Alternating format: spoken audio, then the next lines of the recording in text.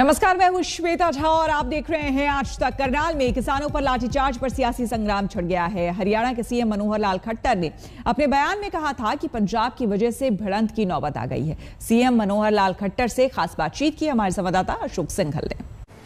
प्रशासन और किसानों के बीच हुए टकराव पर बात करने के लिए हमारे साथ मौजूद है हरियाणा के मुख्यमंत्री मनोहर लाल खट्टर जी। खट्टर साहब, बार बार किसानों के साथ टकराव, प्रशासन का अभी लाठीचार्ज हुआ, तो कब तक सिलसिला चलेगा? किस ढंग से चीजें रुकेंगी? देखिए अशोक जी, कुल मिलाकर के उनकी कुछ मांगे हो सकती हैं, वो मांगों के कारण से अपने धरने पर बैठे हैं। सब बातें ठीक होते हुए भी आखिर समस्या का हल तो उनके हाथ में है। हम लगातार ये कह रहे हैं कि बैठ के बातचीत करनी चाहिए। जो भी उनके ऐसा लगता है कि इन तीनों कानूनों में प्रावधान उनको नहीं सूट करते हैं, उसके ऊपर चर्चा करनी चाहिए। साइंटिस्ट उसमें साथ बैठे हैं, आंदोलनकारी नेताओं को साथ बैठना चाहिए, पॉलिटिकल नेताओं को साथ बैठना चाहिए, लेकिन बातचीत किए बिना ही समस्याओं का हल होने वाला नहीं है। उन्होंने जिद पकड़ रखी है उन्होंने कि पहले तीनों कानून वापस करो। लोकतंत्र में ऐसा नहीं होता है। तो क्या फिर लाठीचार्ज ऐसे ये घटनाएं होती रहेंगी खट्टर साहब? देखिए, इसमें पिछले दिनों में जो कुछ छोटी मोटी घटनाएं हुई, उनके साथ हमारी बैठ के बातचीत हुई और टोहाना में बातचीत होने के बाद, हिसार में बातचीत होने के बाद एक अंडरस्टैंडिंग बनी कि हम अपने आंदोलन को शांतिपूर्वक चलाएंगे, धरने देंगे। हमने कहा धरने दे सकते हैं आप नारे बोल सकते हैं, आपने काले झंडे दिखा सकते हैं, लेकिन कहीं भी सरकारी कामकाज में या किसी भी काम के अंदर बाधा डालने का काम नहीं करेंगे। एक अंडरस्टैंडिंग बनी, एक लिखित समझौता हुआ, योगेंद्र यादव ने साइन किए और नेताओं ने साइन किए, लेकिन अब आकर के फिर वो उसी प्रकार से कि हम ये कार्यक्रम नहीं होने देंगे, वो कार्यक्रम नहीं होने देंगे। लोकतंत्र में ये नहीं चलता है। तो आप ही निशाने पे क्यों हैं? जहां भी आपके कार्यक्रम होते हैं वहीं जाके ये सब होता है। वो सत्ता विरोध उनका एक टारगेट है कि भारतीय जनता पार्टी का सत्ता जहां जाए उसका विरोध करेंगे। और उस विरोध करने वालों में भी इनको जो शय मिली हुई है, ये राजनीतिक दलों से मिली हुई है। चाहे वो कांग्रेस है, प्रत्यक्ष रूप से कांग्रेस के जो पूर्व अध्यक्ष जाखड़ जी पंजाब के, उन्होंने तो सीधा सीधा इस बात को माना है कि कैप्टन साहब को एक श्रेय जाता है इस बात का कि इन्होंने जो सारा आंदोलन जो है उसका केंद्र बिंदु हरियाणा को बना दिया, अपने यहाँ से वहां सब भेज दिया है। ये उन्होंने प्रत्यक्ष मीडिया पर माना है। तो इसके अंदर और क्या बड़ी बात हो सकती है? अभी भी कांग्रेस के लोग, हरियाणा के भी, उनको जो गलत काम के लिए भी उनको प्रोत्साहित करते हैं। अगर ये विपक्ष के लोग रचनात्मक भूमिका निभाएं, ठीक को ठीक कहें, गलत को गलत कहें, तो भी ये चीजें कंट्रोल में आ सकती हैं। आखिर जो चीज नहीं भी है उसको भी उकसाने के लिए काम करते रहते हैं। बातचीत के लिए क्यों नहीं तैयार ग्राउंड कराते? विपक्ष के लोग क्यों नहीं करवाते हैं? अमरिंदर सिंह का कहना है कि खट्टर साहब को ठीक से हैंडल नहीं कर पा रहे, किसान विरोधी उनकी वो कार्रवाई कर रहे हैं, पीसफुल प्रदर्शन कर रहे थे, उसके बाद भी लाठीचार्ज किया जा रहा है। हम 9 महीने से ठीक से हैंडल कर रहे हैं। 9 महीने में आखिर जिस प्रकार के प्रदर्शन की वो लोग कर रहे हैं, उनकी जो व्यवस्थाएं हैं वो हम बना रहे हैं। हमने लगातार उनसे बातचीत भी की हुई है। कभी वो प्रदर्शन करते हैं तो उनसे बातचीत भी करते हैं। कहीं वो ज्यादती कर जाते हैं, उसके बाद अगर एक्शन भी पुलिस लेती है तब भी बैठ के बातचीत होती है। लेकिन एक सीमा से आगे विरोध का कोई कारण बनना नहीं चाहिए। लोकतंत्र है। लोकतंत्र में जब उनको प्रदर्शन करने का अधिकार है तो पॉलिटिकल पार्टियों को अपने कार्यक्रम करने का अधिकार नहीं है क्या?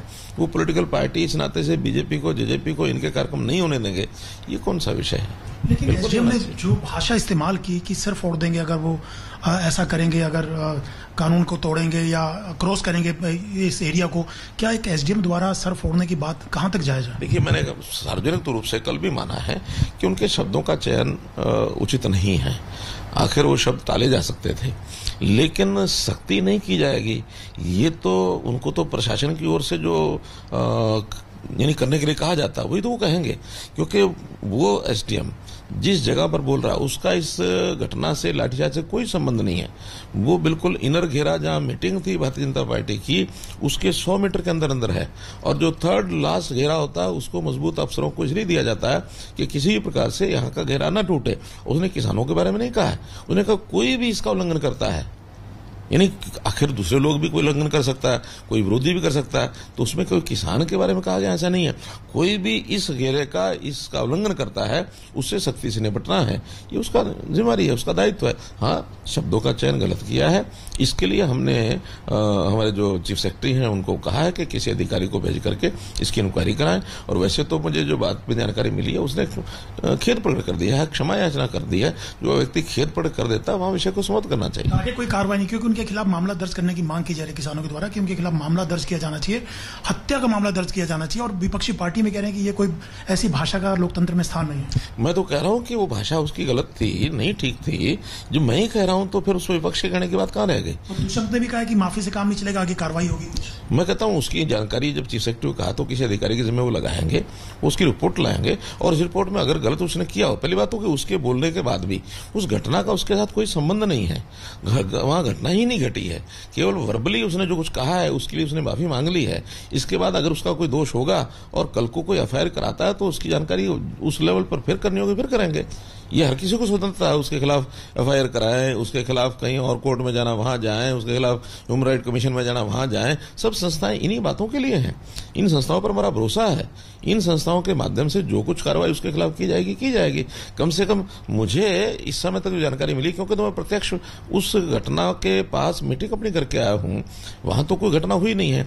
जो घटना हुई वो 12 किलोमीटर दूर बस्ताड़ा टोल पर हुई है, और वो भी जिस प्रकार से उसको मोड़कर यानी तोड़ मरोड़ करके पेश किया जा रहा है, जिस व्यक्ति की मृत्यु हुई है उस व्यक्ति के ऊपर तो न कोई एफआईआर है, न वो वहां कोई किसी प्रकार के उस लाठीचार्ज के अंदर आगे था। ठीक ठाक प्रदर्शन में वो शामिल हुआ है, लेकिन उसके बाद अपने घर जाकर के खाना खाया, रात को उसको अटैक हुआ, उसकी डेथ हुई है।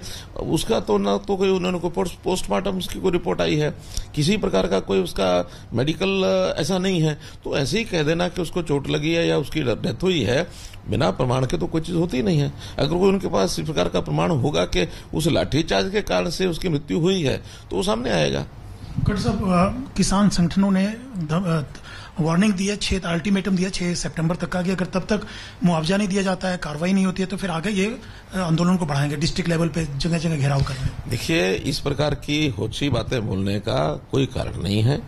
अगर ऐसा बोल करके वातावरण को खराब करेंगे तो व्यवस्था को बिगाड़ेंगे, ये उचित नहीं है। और 7 तारीख 6 भी आएगी, 7 भी आएगी।